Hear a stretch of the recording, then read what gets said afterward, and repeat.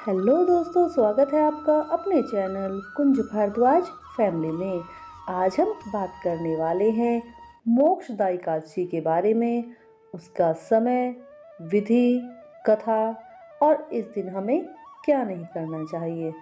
तो दोस्तों, मोक्षदा एकादशी मार्गशीर्ष माह के शुक्ल पक्ष की एकादशी को मनाई जाती है। इस दिन अपने पूर्वजों को मोक्ष दिलाने के लिए विशेष पूजा की जाती है। ऐसी मान्यता है इसी दिन भगवान कृष्ण ने अर्जुन को गीता का ज्ञान दिया था। इसीलिए ये मोक्षदा एकादशी मनाई जाती है। जानते हैं इसका समय। तो ये शनिवार सन 2022 को सुबह 5:39 से शुरू होकर 4 दिसंबर को 5:34 पर समाप्त होगी। इसका पारण भी 4 दिसंबर को यानी अगले दिन होगा।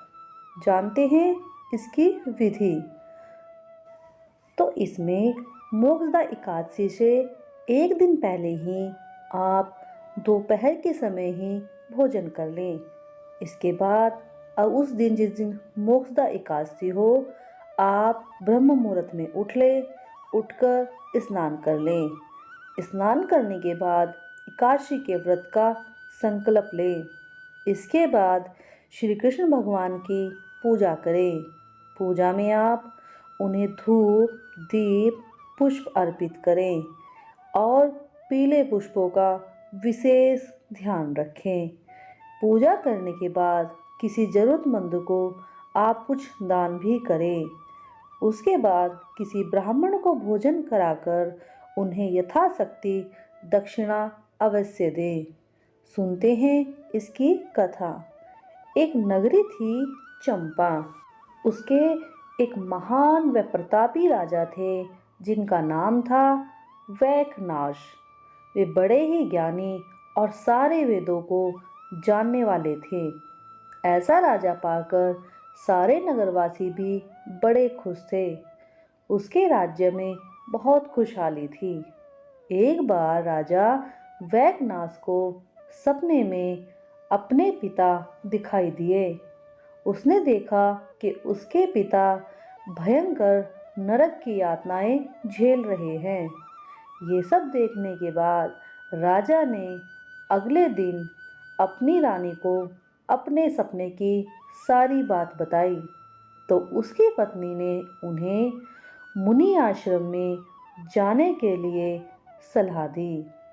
राजा अगले दिन पर्वत मुनि के आश्रम में जाते हैं और मुनि को भी अपने सपने की सारी बातें बताते हैं।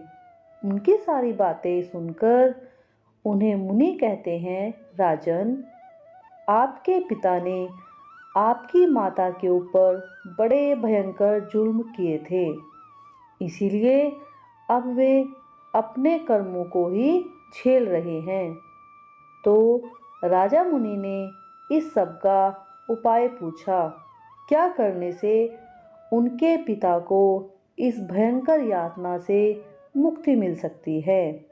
मुनि ने उन्हें मोक्षदा एकादशी करने की सलाह दी और कहा, इससे प्राप्त फल को वो अपने माता पिता को समर्पित कर दें तो उनके माता पिता इन यातनाओं से झेलने से मुक्त हो जाएंगे। राजा ने अब पूरे विधान से इस व्रत का पालन किया और उसके माता पिता को बुरे कर्मों वह यातनाओं से मुक्ति मिल गई। जब से ही ये माना जाता है, ये मोक्षदा एकादशी न केवल जीवित लोगों बल्कि हमारे पितरों को भी प्रभावित करती है। अब जानते हैं कि हमें इस व्रत में क्या नहीं करना चाहिए। इसका व्रत रखने के लिए एक दिन पहले ही आपको लहसुन व प्याज का सेवन, मतलब किसी तामसी भोजन, मसूर दाल व बैंगन का भी सेवन नहीं करना चाहिए। इस व्रत को करने के लिए आप मन, कर्म व वचन तीनों से शुद्ध हों। इस दिन आप अपने बाल व नाखून नहीं काटेंगे। इस दिन हमें तुलसी दल भी नहीं तोड़ना चाहिए। किसी भी तामसी भोजन के साथ आपको मदिरा का पान भी नहीं करना चाहिए। इस दिन आपको पीपल में जल अवश्य चढ़ाना चाहिए अपने पितरों के नाम से। इस व्रत से पितरों को मोक्ष की प्राप्ति होती है। वे जीवन व मृत्यु के चक्र से मुक्त हो जाते हैं। ये सब एकादशियों में श्रेष्ठ मानी जाती हैं। जो कोई इसका व्रत सच्चे मन से करता है उसके सभी कष्ट दूर हो जाते हैं। इसी दिन गीता जयंती भी मनाई जाती है। हिंदू धर्म में गीता को बड़ा विशेष माना जाता है। ये हमारा एक पवित्र ग्रंथ है।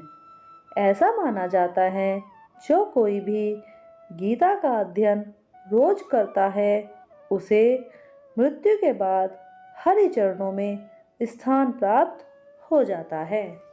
और धार्मिक मान्यताओं के अनुसार इस मोक्षदा एकादशी व्रत रखने वाले को गीता का पाठ व अध्ययन व अनुष्ठान जरूर करना चाहिए। तो दोस्तों, ये थी जानकारी मोक्षदा एकादशी के बारे में।